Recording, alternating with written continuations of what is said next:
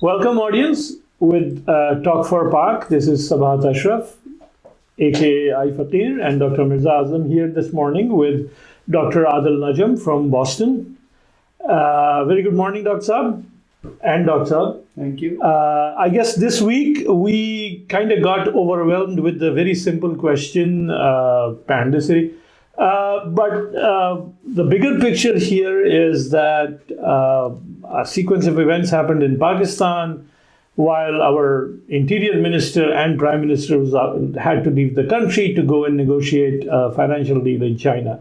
So I think we'll jump right in and ask Dr. Najam what he thinks of that sequence of events, how much of it was an actual economic discussion, how much of it, how the internal politics affects the economic and financial situation and vice versa, and what exactly is the financial situation after the Saudi deal and the conversation in China, and whether we can, what do we read with that with respect to how much the IMF will now be involved and what the West's leverage over Pakistan has become. So good morning, Dr. Saab.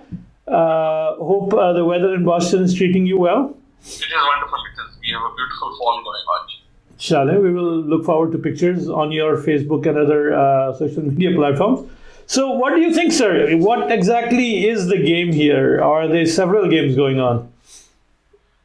This is Pakistan. There are always several games. This is Pakistan. There is never a week which is without surprises. But I do think that this last week that we are talking about was a particularly important one. It is now very difficult to call anything in Pakistan important because we just keep going from one important thing to the other. But I do think that what has happened, particularly with the local situation, with the Tehreek-e-Labbaik after this discussion, after the decision from the Supreme Court on the ASIA case, is truly a very important point. I don't know if it was a turning point. There was a point in this week when it seemed we had turned, and that is when the Prime Minister made a speech on television that even his worst critics were forced to sort of really say, wow.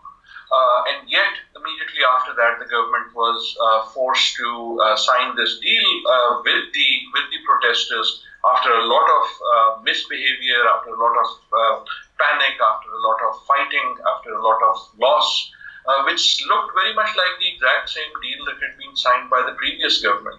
So I do not know what to make of this week, but I do think that this week will haunt us for a very, very long time. So, but how does, okay, so that's the bigger picture. How does this leave the PTI and Imran Khan and the current government looking? In your opinion, I mean, different people have their own opinions. Where are you on that? I think the way I look at it, there are a lot of question marks. I think even amongst themselves. But I think where it leaves Pakistan looking is again with those question marks. Where are we headed? And you had started with the mention that the Prime Minister immediately had to leave for China. I think questions will be asked, a lot of serious questions will be asked that should he have left, should he have cancelled that, should he have stayed at home and tried to do something. Part of those questions will be answered by whether he brings some goodies with him from China or not, but I think in some ways that is irrelevant or less relevant because the Chinese are also looking at the same pictures that you and I are.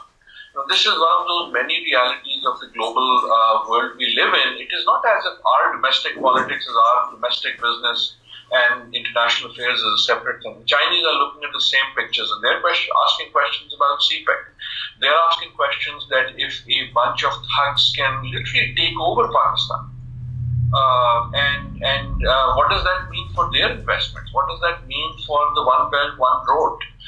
The Saudis, I'm sure, are asking the same questions. So the whole world will ask those questions, but I do think those questions are most important for us to ask ourselves as Pakistanis and answer as Pakistani. So my narrative for the week was that there was this moment of great confidence, not only within PTI, but I would say within Pakistan, that maybe this time would be different.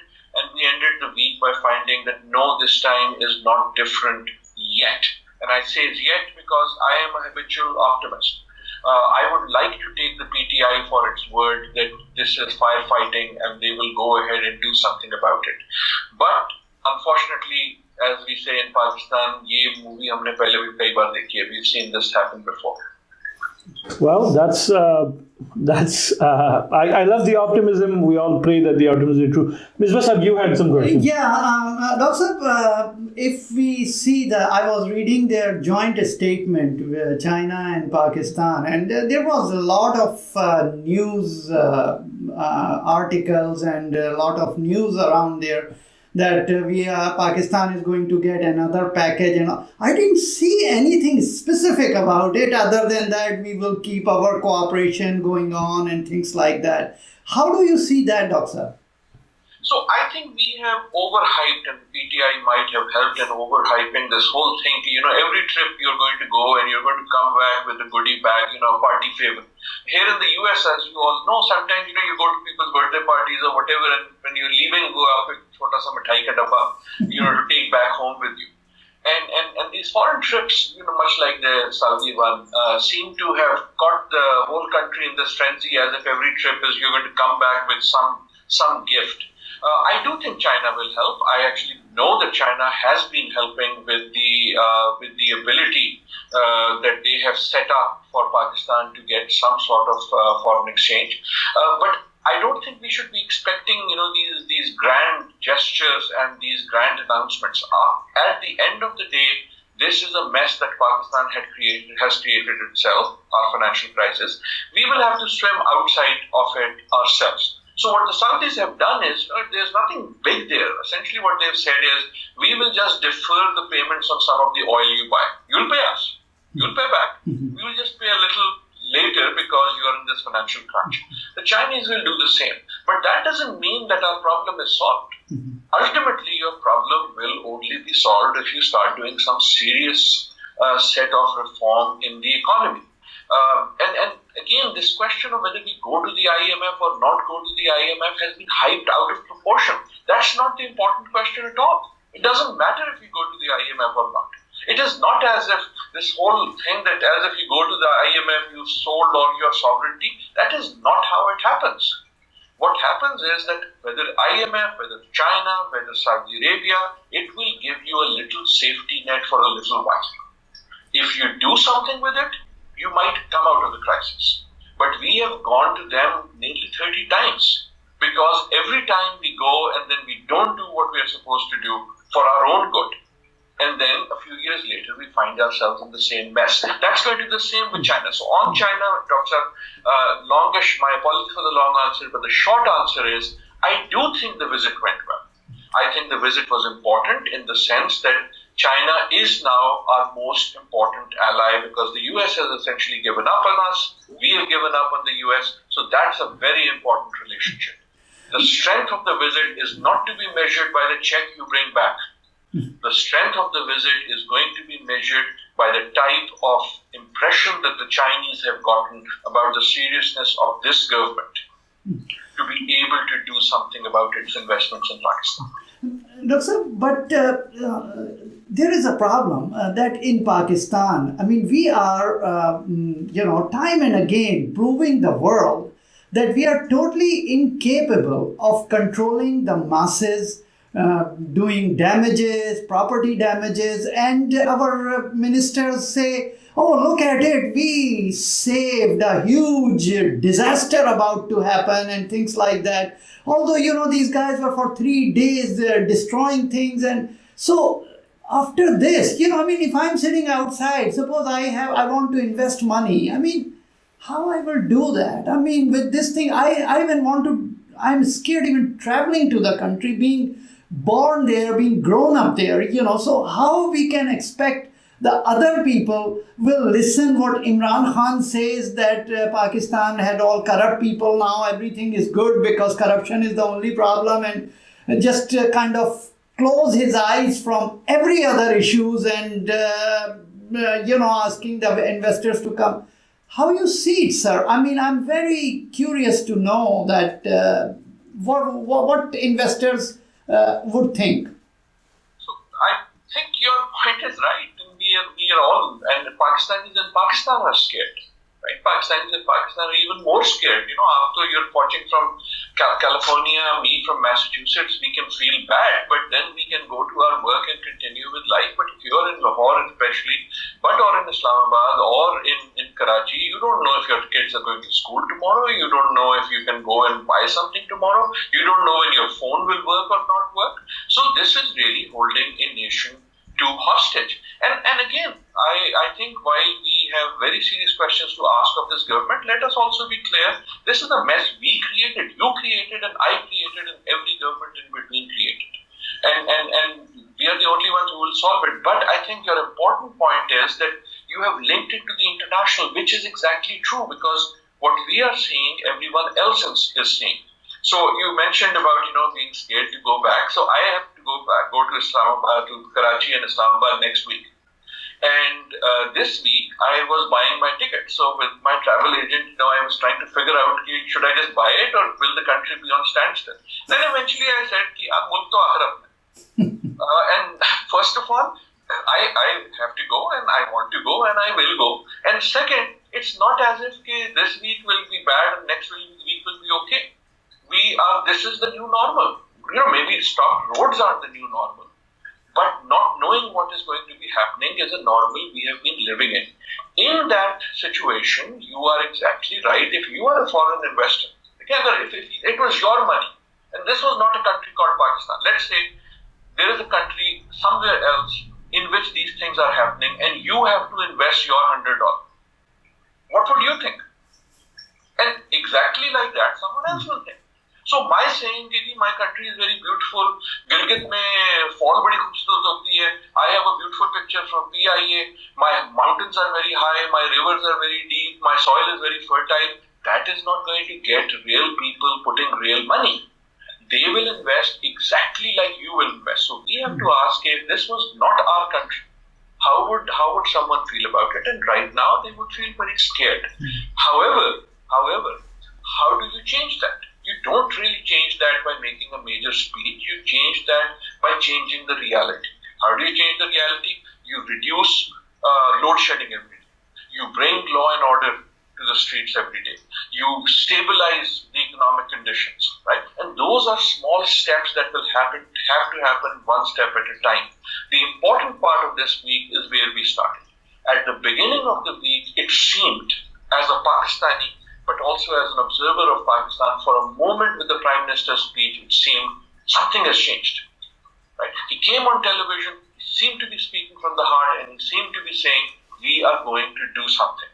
And the rest of the country, whether you were PTI or not, right? This is a very divided country. But for once, everyone said, wow, if you're going to lead, we'll follow. Right? Even Bilawal, who is an opponent in the parliament, said, Imran Khan, aage chalo, hum tumhare saath hain, if he were to do that.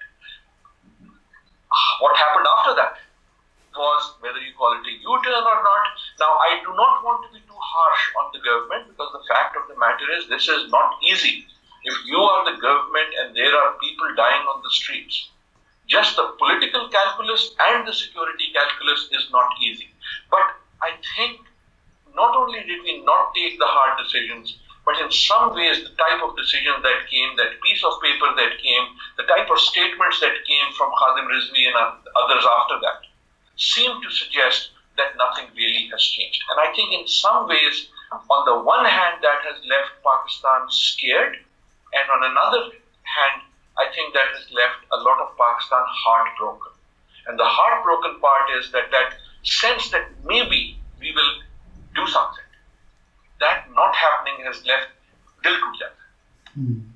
So, Dr. Sahab, actually, first of all, you're going to Karachi, you're going to Islamabad, khari naal jata, khari naal aa.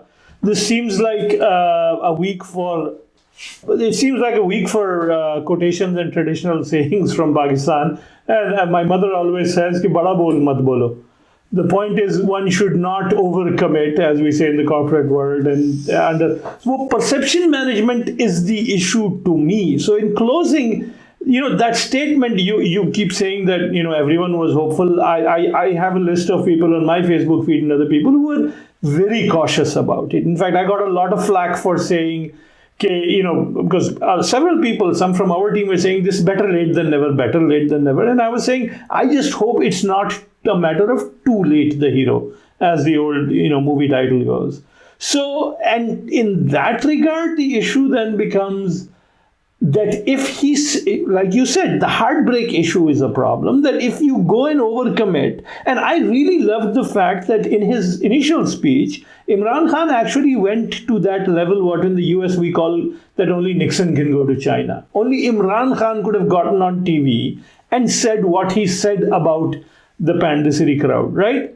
Anyone else could not have said that. Someone from the PPP, someone from even the PMLN could not have said that. So Nixon to China wala issue. So the point here really is, and there are some of us who were actually, I am much less disappointed or heartbroken because I was not expecting all of this crap. So the point here is where, and this, I think we're going to a conclusion here. Could you wind us up by saying what happens now? I mean, we have that old, the other Pakistani quotation is, "Ki ji chehre nahi nizam ko badlo." That whole thing about corruption and corruption, financial corruption in how our institutions operate, corruption in religion, which is what we're dealing with here. That itself has to be addressed. Just saying that, make the load shedding work for a week or two, how do we get to that deeper level? There are lots and lots of issues. First of all, I think the point you make about Nixon comparison is a brilliant point. In some ways, only Imran could have made that speech. Not because he's the greatest leader, but because he has been seen as leaning towards the religious crowd, and therefore, for him to come out, he had more room. Second, I think your second question is exactly the right one. Let's look at the future. And I don't want to look at all the big problems because in some ways, the question of last week, the week that's just ended was, can something big be done? I think the important question for next week and the next coming weeks, I hope PTI learns that now the question is, are there small steps that we can take? Right? Because I don't think the big steps will work. You do the big journey with small steps. Now, what do I mean by that? What that means is this case is going to go back to review to the Supreme Court. The Supreme Court is going to then make some decision. Now, one scenario is कि इसको नीवे लंबा पा दें. मतलब ये कि let the case just continue. Right. That poor woman is going to be somewhere. I worry for the life of Asia. I worry that something bad is going to happen to her. That for a lot of these goons and thugs, they will take literally justice into their own hand, and then it is on my conscience as a Pakistani, it is on your conscience, and Mr. Imran Khan, it is on your conscience. Right? That is what I worry about. Now, the small steps is, while it is in the case, in Supreme Court, what happens? And meanwhile, what does Interior and others do about this rising thuggery? This is not about religion. This is about Bundagar.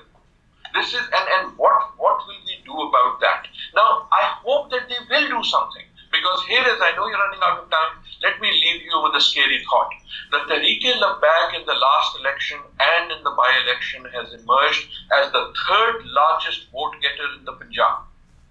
And Karachi. As a party, you and I and people like us have been saying that religious parties don't get seats. That is true. But what is not true is that they don't get votes. I'm not counting the seats, I'm counting the votes. There is a constituency out there that they are able to mobilize, and we should be very, very scared. And that is where the small steps come. We have to turn the ship not with big speeches and big steps, but by taking back the room that we have given them, the space we have given them to defy the state. And that cannot be done at the moment of street protests. That space has to be taken back every day, at every thana, at every mohalla. Ain't going to be easy. I hope PTI is up to it. Well, that seems like a very appropriate place to end the discussion for this week. Thank you very much, Dr. Saab. And audience, you heard that point about, as we say in the US, how do you turn an oil tanker around? You turn it very, very slowly. And I think this current government and the PTI have their work cut out for them. We wish them all the best for the sake of Pakistan, for the sake of the world, frankly, because Pakistan is a very big powder keg with a timer on it. Frankly, I think it's a pressure cooker. So until next week, we wish for you all the best, Dr. Saab, at your trip to Pakistan. Hopefully, we will talk to you when you get back and debrief you. And audience, you heard a very frank discussion here today. Hopefully, you'll give us feedback on our Facebook group page or on Twitter. And I'm at iFaqeer. Dr. Misbah Azam is at Misbah Azam. And I believe Dr. Adil Najam isn't as actively engaged, but he does have a presence. And you can reach him there. So until next week, Allah Nigaban.